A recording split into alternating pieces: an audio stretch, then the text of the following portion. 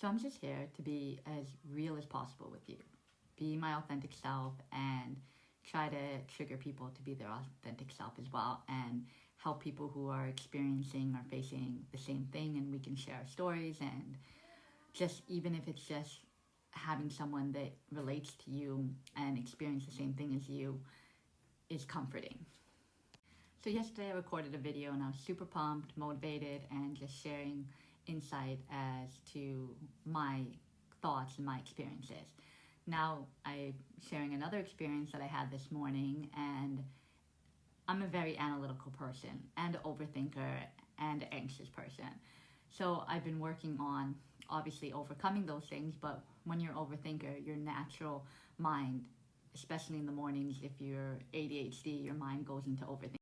So this morning it was nice weather, and when I was dropping off my oldest son to the school bus, the store that is the only store in the area that was opened a few months ago but then closed for the winter finally opened back up, and I was so grateful for that because I would have to get water from the far grocery store, and my stroller would just be too packed getting all that stuff.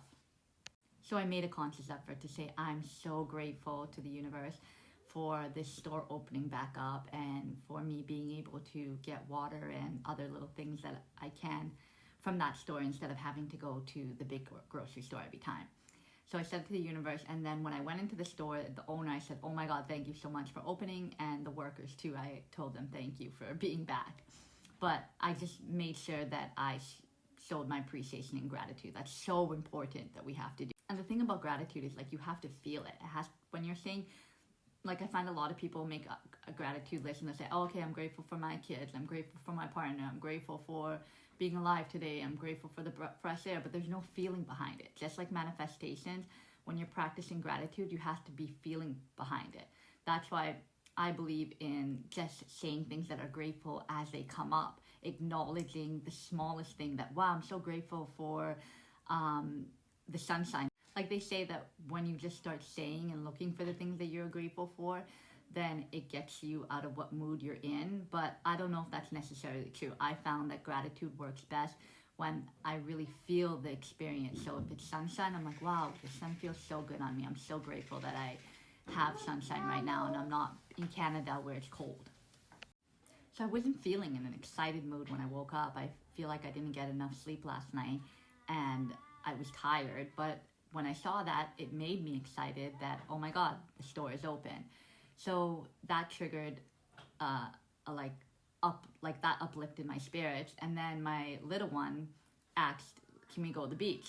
So I said, okay, fine, let's go to the beach.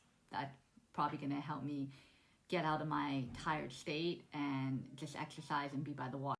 So we went to the beach, and it made me happy just to see him play and do his thing and explore and make his jokes, and I was happy for him and happy being in his presence. But obviously he's doing his thing and my overthinking mind is going on, so I'm like, okay, I feel like I'm at a place where I'm almost addicted to healing. I want to just get to the place where everything that I've been manifesting comes true as fast as possible. Lack of patience. So I heard that, like, looking at the water is so good for, I think, our nervous system. I don't know exactly what it was, but looking at the water just lifts our mood or something along the lines of that. So I was like, okay, do the things that you're supposed to do to help you feel peace and calmness. So I was like, okay, my little one and me started walking up and down the beach as close to the water as possible and getting seashells, and he was throwing them in the water and finding sticks and collecting whatever he found. So I was looking at the water, I was doing stretches, some little exercises as I was going along, just to do the things that need to be incorporated in my routine: exercise, nature, etc. However, as I was doing them, and I don't know if it's because I'm getting close to that time of the month and because I didn't get enough sleep last night, that my mood, my energy was in a state that was lower. My mood was okay, I felt okay, but I just didn't feel that excitement. Like, I wasn't in a stressed out or anxious mood. I was just in a state of just being, existing. I don't know how else to describe it. It could be peace, it could be calmness, but it didn't feel fulfilling, I guess. And I know that I'm so grateful to be here in a place that's paradise, that's warm weather, that the people are kind and friendly and loving. So it's like I did what I had to do to keep my mind and my body in a healthy state.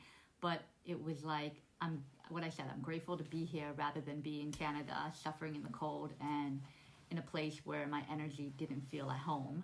And however, anywhere that you go, the place that you dreamed of being, there are going to be moments where you feel like, okay, this is a bit repetitive, and we get bored when we're in repetition. And I know people have it worse, like way worse than the two experiences I just described, being in Canada and being cold. No, people don't have food on the table and water and are malnourished and whatnot. So our disabilities, like people are suffering with greater challenges. And I'm not complaining that I hope I'm not coming across as complaining.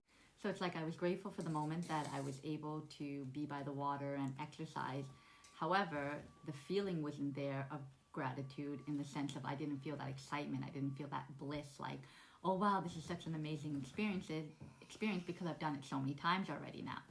When you live, it's like when people go away for a 2-week vacation on an island, they're so grateful and they have all these memories that they made.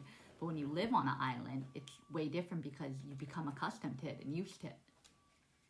So the whole point of this is just that when you're on this healing journey, you'll have moments where you're super pumped of your progress and really feeling the excitement and the gratitude and being in the present moment. And all these things will just be aligned and working out for you. But you'll have other moments where your energy is not as high, and you'll feel like, okay, I'm just doing this because I need to be consistent and it's part of my routine.